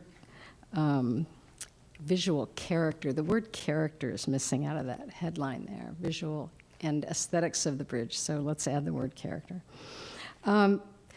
Here's something that might be of interest. The bridge visual coherence and how well does the bridge options composition, and this is tied arch or cable stayed, create visual balance, unity, and flow from all these various viewpoints. And I'm sure we'll want to discuss its sculptural qualities and attributes. And views from all the different places we've already talked about. We think about photographers and people in boats, and the bridge will reflect itself in the water, and it's a new icon for our city. Is it of this era? I guess would be a fair question to ask.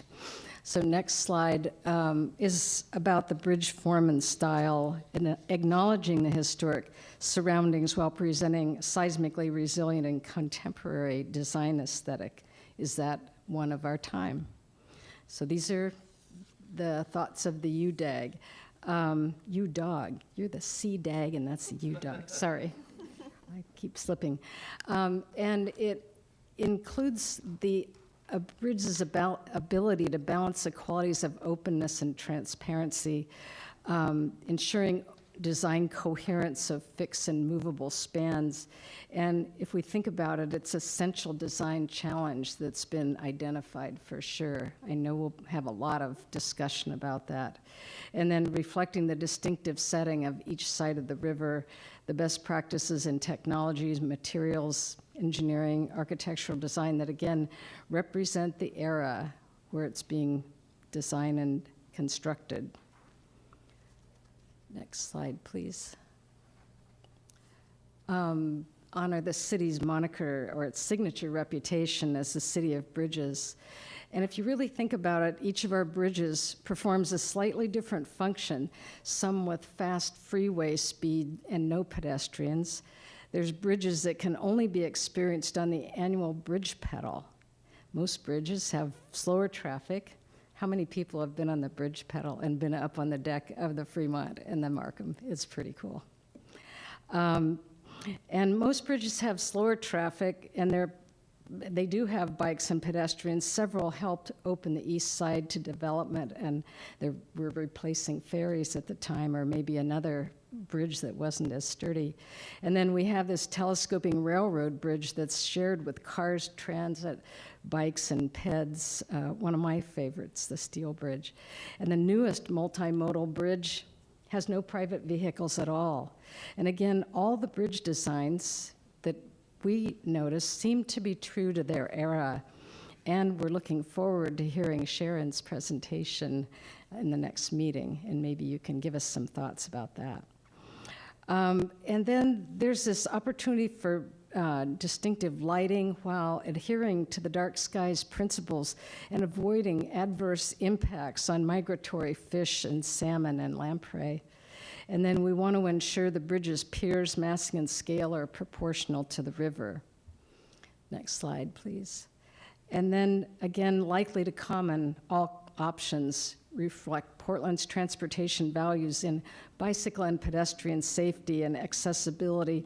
And I guess when you really think about it, this bridge wouldn't represent Portland at all if these connections and important attributes weren't featured. So 2C, bridge aspiration and design flexibility. We've talked a bit about the flexibility of the lanes and the studies that have been done. So we want to make sure that it's adaptable for future needs, such as adding the streetcar or some transportation mode we don't even know about yet. And then there's this idea to express Portland's values and aspirations, and among those are inclusiveness, resiliency, accessibility, creativity, vitality, and sustainability. And I remember someone in particular talking about identifiable as a beacon of safety. And I think she was asking if it was so light and feathery and, defying gravity, does it really show that muscle that it needs to be there for us when we need it? It's a landmark and a destination. You'll be taking your friends and grandchildren there and saying, hey, I got to work on this thing and I did my best. And then the ability to convey the sense of being in the center of the city. It's the intersection of north and south and east and west in our city. So it's really indicative of urban form, if you think about it. So the next slide, please. Are about tactile and human scale features, and I know you were really thinking about that when you were on your bridge tour. What you see at close range and touch. How many people knew there were two different types of railings before? You always all knew that, or was that something you discovered when you got up there? Yeah, it's pretty interesting. And then we'll have overlooks. We want to have overlooks and railings and even seating elements if we can have those, if there are any. And then there's a wide design or wide range for complementary secondary design features that are cohesive with the bridge, such as the operator house. And we all learned that we have a 24/7 bridge tender up there. How many people knew there was somebody actually in there? Did most of it? So it's kind of reassuring to know they're there. And then the river uses and water level changes, and how does the bridge meet the river with the piers and the bascule structure? Are they fish friendly? Do they collect debris around the bottom, or do they deflect debris? There's a lot that comes down in that water, especially in the spring freshets, and sometimes a houseboat or two. And then there's the effects on the natural resources. Also, we're going to be considering treatment of the bridge runoff for improved water quality in the river. So we want this bridge to speak to the sustainability principles and character of Portland. In the next slide, these again are 2 points that are likely to all options, reducing that noise impact generated by on-bridge and adjacent freeway traffic, and then implementing the sustainable and equitable design principles. And it says during the design phase, so final design, and I would say these principles will and need to be built into the project throughout the design process, and assure you they are not just add-ons toward the end of final design. This does reflect the voice of the UDOG, and that point, these points are not being overlooked. After all, what would Portland, it wouldn't be Portland without them, right? So would you like to have some more comments, please? Yeah. Or questions? Observations? Again, a draft. Fred, you can raise your table. Okay. He's thinking about it. I have a couple. I did some homework, but since our last committee met, I visited 6 cities in Europe. Okay. And one thing that strikes you about European cities is their preservation of public spaces. And of course, we have public space at each approach, particularly Tom McCall Waterfront Park. And one of the things that I did homework on is that I pulled up the master plan for Tom McCall Waterfront Park. And Ankeny Plaza is a critical element of that. Well, we go smack through it, okay? So the criteria we have here for preserving and enhancing the elements of Ankeny Plaza, I think are very important. One of the things that, as an older person, you notice is having places to sit. Sit and watch people, watch the river, okay, whatever, okay, activities. And there is a little bit there, but if the plan can provide more areas for seating, whether it's benches, steps, ledges, that type of thing. So that's one of the things I'll be looking at for, but that's for the later.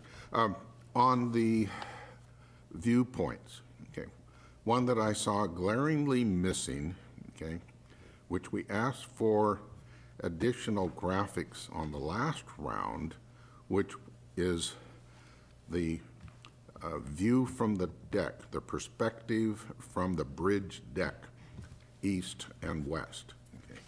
If you're going west through one of these options, do you feel like you're in a tunnel? Do you feel like your view is constrained rail to rail, or does it expand both ways? You know, those are going to be, I think, very important criteria for the feel from the perspective on the bridge. Mm-hmm. I have more, but I wanted to make those points because I saw them kind of glaringly missing from Great. this list. Thank you. Yeah. So I see Valerie, and I also want to just like check in with people who haven't spoken yet if there's something that you all want to chime in. So Valerie? I just kind of wondered if any part of this evaluation is weighted, like are we holding everything on this to the same standard? Because I know when it comes to like protecting fish in the water, I know that a lot of people don't hold that as like the highest compared to like having enough lighting for, you know, people to walk or bike or to drive over. So I guess I'm just wondering, how does the weight of one factor versus another play in? Well, I would have to say that there's a great deal of evaluation of the design of the project through the regulatory agencies, which include federal and state and local agencies, which are overseeing wildlife and fish passage and impacts, and so it isn't like those two are in opposition to one another. But like if we don't talk about it, it's like we've missed something, and we can't miss that, right? So Fred's nodding. If you have a way of looking at that, Fred, that you might want to comment. But yeah, we're not saying either beautiful bridge railings or passage of fish. We're saying, we have to do all of it, and all of it's important. People are up on deck, but there's lots in the river that we can't even see, and just because we see them doesn't mean they aren't there. So a lot of consideration. Did you have something on that? Yeah, maybe. So there's an intention at this point.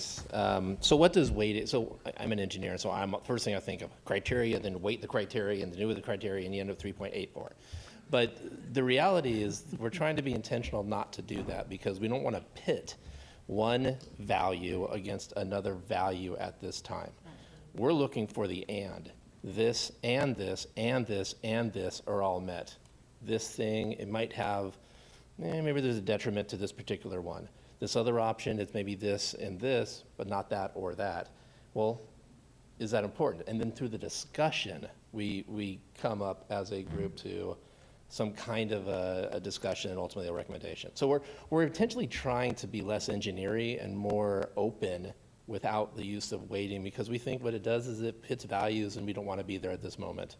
We might have to do something like that down the road a lot more, but honestly, we'd like to sort of talk it all out. That's our sort of guiding principle at this moment. So that's the simple answer, and we hope that we can achieve that all the way through the process. Yeah, I just wanted to reiterate what Fred said around seating and things like that, because not only is it good for older adults, it's good for people with disabilities, it's good for people with children. And if we want this to be truly accessible for all folks, that we want to have those opportunities.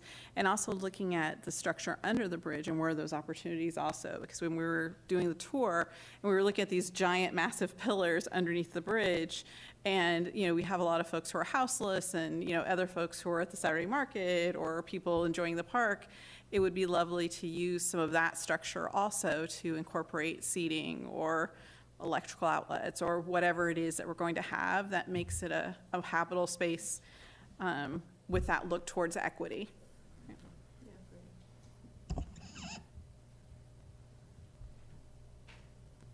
I'm slowly staring at the people who haven't been speaking very much. Just if you want to feel that pressure. You don't have to really feel pressure. Okay, I think I'm not seeing anyone jumping for the mic. Are you looking for comments today, or you want us to come back next time ready to tear the thing apart? Yeah, next time, I mean, yeah, next time. But you can definitely, if there are comments now, you can definitely share them with the group. Next time will be, the bulk of the meeting is going to be around this, right? So that's when that's where the homework comes in, right? To look at this. Fred gets a gold star because he already started to do the homework. But, you know, I think it's looking at it, what are your values? What are the values of any constituents that you're representing? Then bringing that into the conversation, right? And then having the group talk it out. So, yeah.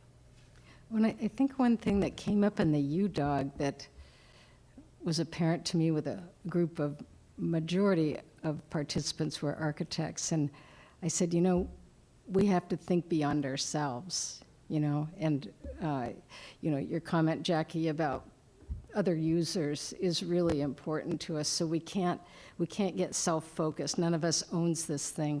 And so we really are taking this opportunity to see it in its largest possible picture and serving all users. So I appreciate that about what we're doing here. So think what the community needs, not just your own selfish needs or your sense of aesthetic, perhaps. I think we're good to probably. Are we good? Okay. I think, Steve, you were going to wrap up? Yeah, I mean, I don't think we have any public comments. So, yeah, so we can kind of take from that a little bit. Well, the reality is I won't be that long with the next parts anyway. So this is where the boring engineering gets to present engineering stuff to help put some cold water on things, unfortunately. But the reality is, and I said this earlier, we have all the aspirations and expressions of value and all that we're working towards. We also have the reality of an affordability issue in front of us. And so what the UDOG did in presenting their criteria is acknowledge that reality through section number 3, which is really about cost of some form or fashion. So 3A, the total project cost, this is really how well does the bridge option minimize the project's total cost? You know, pretty straightforward. And then it goes on to list out all the different types of cost elements that you have in a project, whether it's the construction costs or the design costs or utility relocations or permitting and the mitigation that goes with it, or right-of-way impacts, all of that. So all of that stuff has to be summed up into the nugget of what this project is going to mean, and then the budget has to overcome that cost reality. And so affordability, it matters. And that's how we all get a project that's seismically resilient in the short term and are not waiting 10 years for fundraising to happen and then hope and pray that there's enough money, because at the end of the day, the project wasn't affordable. So that was their expression of how to capture that in the prior phase.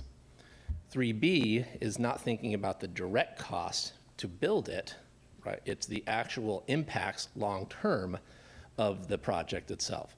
And in this case, it's the long-term, call it routine operations and maintenance. What does it mean to move a bridge and make sure it's fully functional for 100 years? And inspect and do all the other kind of structural maintenance actions. But also, how much post-construction needs are there for equipment of the unknown and all of that? So anyway, it's a recognition that it's not just the direct project cost on day one, it's also over the 100-year life of the bridge designing a structure that can be affordable over the long haul, because the reality is the county is responsible for lots of things. The transportation division is just one small piece. Social services is a massive amount of their budget. So every dollar spent on maintenance on a bridge is a dollar not spent on social services. So the reality of long-term costs and maintenance and inspection and access, and for the operators using it, that's an important element to this. So considering all of those elements was part of 3B, recognized in that criteria. And then 3C was more about impacts. Think of it as all else being neutral, is there an option that minimizes some sort of impact to a user, whether it's property impacts, whether it's bicycle pedestrian impacts, whether it's utility service disruptions, just all the kind of impacts that might affect folks during the course and execution of the project construction phase. Even if it's a neutral, right? You can have an option that costs the same as something else, but one has a greater impact. Well, do you really want to go with that option if you can avoid that impact and it was cost neutral? Maybe not. So there's a recognition of something that goes just beyond the dollars and cents, and actually what is the effect on people, their businesses, how they behave, and all that, that was taken into effect. So that's what the section 3 is. A little more engineering, not quite as aspirational as fun, but again, these realities are important as all of the elements to a type selection are going to be made. Questions, Valerie? Yes. So I need to go back to my last question about the weight of these items. Yep. Because the money you put behind something reflects the value you're putting into it. And you talked last meeting about having to make tough decisions about what we have and what we don't have. And I guess it would help this group if if the evaluation items, if it's clear from the get-go, I guess, what are those things that we're going to need to have those bigger impacts to know what we need to prioritize, I guess? Yeah. So I'm going to maybe reinterpret what you're asking. So there's a lot of work that we need to bring to this committee, right? Mm-hmm. What are the construction impacts for this option versus this option? What, frankly, are the relative cost differentials of one option versus another option? That's a lot of work that we are doing in the background, and we want to bring forward in the beginning part of 2024 after the conversation around the values and the criteria being established. So while you guys are spending a lot of time talking about that, we're spending an immense amount of time on all those technical details in the background to bring it forward and be able to help inform the discussion that comes later. When it gets to weighting of that stuff, I don't have an answer for you right now. Our objective is to understand what the range of the possible is. And frankly, there might be some things that, just from a pure affordability standpoint, may have to come off the list, but we just don't know at this point. So we don't want to speculate. We don't want to overpromise, and at the same time, we need to bring good engineering information to this group, and we're working really hard on that. And that's why I can't wait for Q1 of 24 to be able to bring it to you guys. So I see 3 additional questions. Oh, sorry. So Ed, and then Jason, and then Gwen. I think Steve partially answered my question. One thing that's going through my mind is kind of 2 things going on in parallel on the project, my understanding. One is this group's activities and evaluating the criteria and so forth, looking at the criteria, developing it, and trying to see how they would apply to design options. And as you just pointed out, Steve, simultaneously, you're working on the engineering side. So kind of what I'm looking ahead is, I've forgotten just when the decision has to be made on the arch span versus cable stayed. But I'm just trying to get a feel for when all the information will be available from the engineering side, specifically relative to cost, and whether that's going to come in kind of at the last minute and kind of overwhelm all the other evaluations that we've been doing about the various design elements and characteristics, or whether we're going to have time to kind of blend those two things together. Anyway, it's kind of have a better feel for the process and the timing of when you think you're going to have some idea of the relative costs, because it's possible that they'll come out with a giant difference between the two long span options, which kind of makes the decision, and then we can focus on the details. But as far as that big decision anyway, that was. Do you have the answer for that? I have at least a sense of it. So that is a great question, and frankly, your question is what is keeping us up at night, because we're trying to forecast forward where are we going to end up. So a few facts. The construction contractor has been selected, and they're going through the contracting process, and they should hopefully be under contract sometime, maybe a little bit after Thanksgiving. So that's fantastic news, because while we're generating some engineering products to give to them, they're immediately going to launch on, okay, let's start talking about means and methods, which is how do you build the bridge, and then hopefully come up with some cost ranges for a suite of different potential options to help answer that question. We are hoping, and so our target is when we come back to this group in March, it's one reason why there's a gap in time between the end of this year and then reconvening in back into quarter number one. We were able to come back with information, with the exact information that we're talking about. We don't know what the outcome is going to be yet, so we are working really hard to go through that process so that we have that information in March. The question of type selection, we're talking about May or June. So it's not a long time frame in there, but with the information we have in hand, with the goal being in March, we think that we have the process to get there. This is why focusing the time and energy now on criteria is so important, so that it's ready to go as soon as we come back and we're able to start feeding in the various details. Okay, thank you. Thanks, Steve. Okay, thank you. Okay, so I think Jason had the next question. Mine's not so much a question as just maybe a statement or a way for us to kind of retune, which is, I think, in design professions, there's a lot of discussion of evaluation criteria that is really more about discussion criteria, for lack of a better word. And I think outside of the design field, people see evaluation criteria as scoring and a decision making, which it is, but it's not really, it's more the filter or the lens that you're going to look at the problems through. So I think maybe for the next round, thinking of these as discussion criteria for the bridge as opposed to evaluation criteria might be helpful for people, just to feed the discussion at this point until we're ready to actually have it be evaluation, if that makes sense. Yeah, thank you. I'm really pleased to hear you say that. That was great. Great to hear.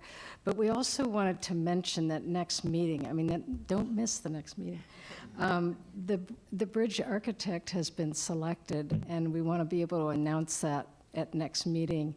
And one of the questions that we asked as the selection committee is, how well do you collaborate? And what do you know about it already? And they were really impressed with the amount of work that's already been done, and they will question some of what has been done, but they're also going to bring a lot of new ideas to it and things that perhaps none of us have even imagined before. They're very well respected in the design community, and it's talent that I think will.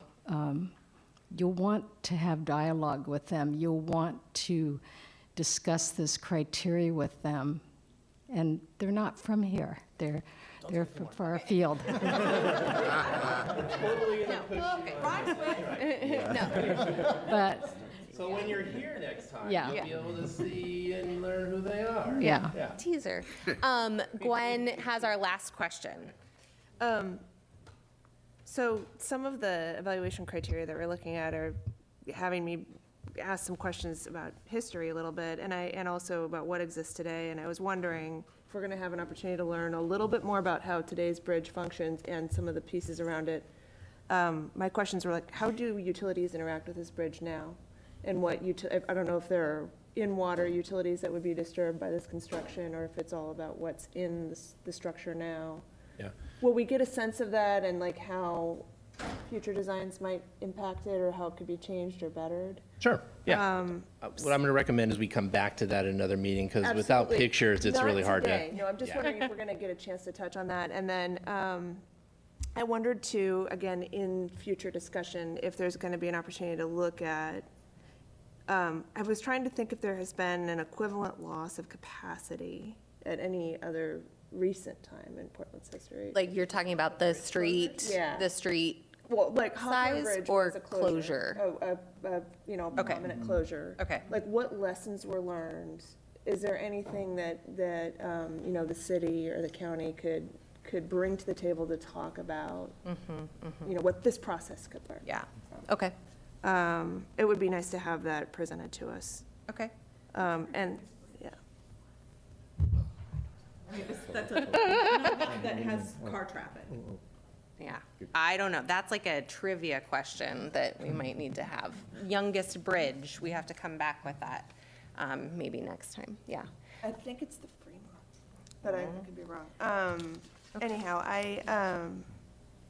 so I just have some questions. If we're going to get some historic context as we go through this, it would be really helpful. Well, I think you've teed me up very nicely for kind of wrapping up our meeting, because we don't have any public comment, just putting this out there for anyone watching on YouTube, that you can always come down here to give us verbal comments during our meetings. You can also send in written comments or do verbal comments online, but we don't have anyone today. So just a quick plug for our next meeting. Sharon Wood-Wortman is going to give us a presentation to talk a little bit about the history and who knows what.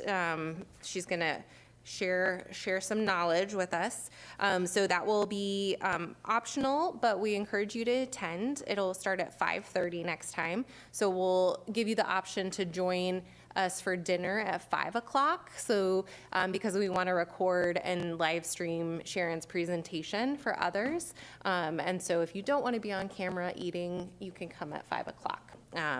So please join us next time for Sharon's presentation. As you know, and we've told you, you have the homework to look at the evaluation criteria. Next time we'll have an interactive activity to really think through this. So we really encourage you to attend in person. And then if you haven't already, please watch the county training video and let me know if you have any questions. And then just a heads up that we may be looking to add a potential additional meeting. We'll give you more information, but we really want to make sure that we get through as much as we can with you all. As was kind of mentioned, there's kind of like a compressed time and then some time where there's no meetings for the technical team to do some work. So we might need to compress a little bit and add an additional meeting. We'll give you more information, plenty of time, since we know the December, January timeframe can get busy. So I think that is it. Any other last questions? Or Megan, do you want to add anything? Sure. Just thank you. I just want to say thank you for everyone who joined one of our tours we offered. Working here at the county, it just feels like such a great secret that we have such these great bridges that no one gets to go inside of. So to be able to share that secret with this group was just such an amazing feeling, and it kind of just like lets you in on what the county is dealing with in terms of the major feat we have before us with this project. So kind of feel like you're a little bit adopted into the family a little bit from that tour. So we're happy also to provide additional tours. I know not everyone got to attend one. I mean, of course, still it's not the best weather, but we'll find a good time at the the worst case scenario is when we open the bridge, I'll tell you where the water falls off, and it'll just have you step to the side. So we will make something happen. So again, I just really feel like now this group knows a little bit more about the technical challenges of demolishing and then rebuilding this behemoth of a bridge. Kind of also understand, after you've kind of gotten closer to the bridge, just how kind of the emotional process we'll all have to go through if we do end up dismantling this bridge. You know, it's been there for 100 years, and it's beautiful. So, but then also just looking forward to the future, kind of the big meeting the expectations of the evaluation criteria you read today, and then now you know a little bit more about all the angles and views that this bridge will be seen from. So just trying to build something that is going to be judged and with a high level of expectation from the community. So again, thank you for your participation and kind of getting to know our project a little more. And just one final thought about the additional meeting. You know, we do want to make sure everyone has enough time with the material to really get through it and come to you know, a resolution that everyone can support. So just want to make sure there's enough time for that. And as Steve mentioned, or as has been mentioned, we do also want to budget time to introduce you to the bridge architect and then the contractor as well. So we want to allow you to for them to introduce themselves to you and then allow for questions, and so that will